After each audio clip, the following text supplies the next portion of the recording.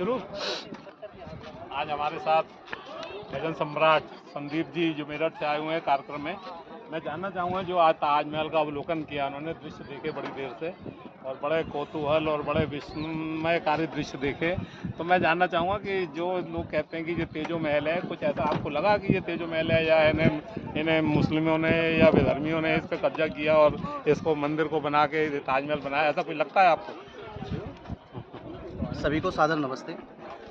आज हमारे वीरेंद्र कंवर जी जो आर्य समाज के हमारे बहुत प्रतिष्ठित व्यक्ति हैं, तो आज आगरा में कार्यक्रम के दौरान हमने उनसे आग्रह किया कि आज आप हमें तेजो महल्ले दिखा करके लाओ। तो जब हम आगरा में आए और तेजो महल्ले में हमने प्रवेश किया तो सैकड़ों ऐसे चिन्ह हमें दिखाई गए जिनसे ये साबित हो सकता है कि हाँ, ये ताजमहल नहीं बल्कि तेजो महल है।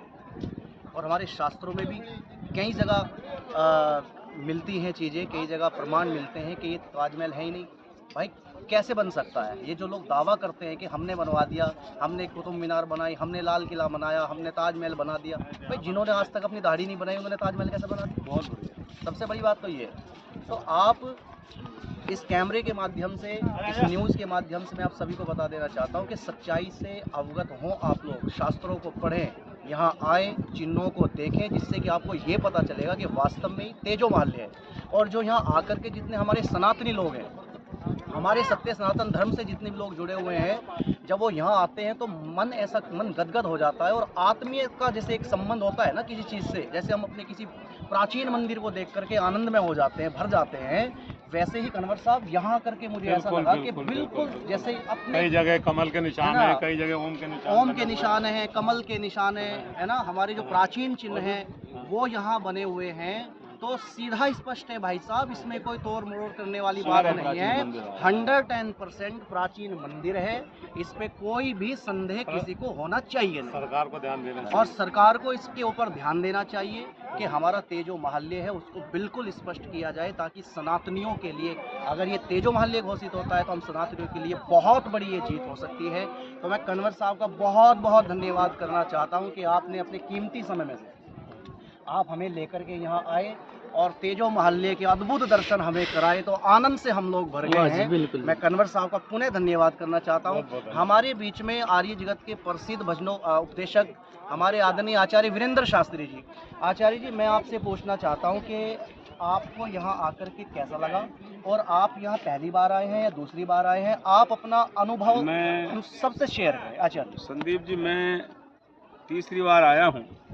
एक बार बहुत वर्ष पहले आया था, पिछले वर्ष कन्वर जी के साथ ही आया था इस यहाँ कार्यक्रम में, तब भी देखने के लिए आए थे। यहाँ यदि आप देखें नीचे जाएं तो यमुना से पानी का भी प्रबंध वहाँ था, जैसे को ऊपर पानी डालने की प्रक्रिया होती है वही व्यवस्था थी। ये प्राचीन शिव मंदिर रहा था कभी पहले, मुगल काल में हमारी बहुत सी बिल्डिंगें ध्वस्त हुई है, वही है।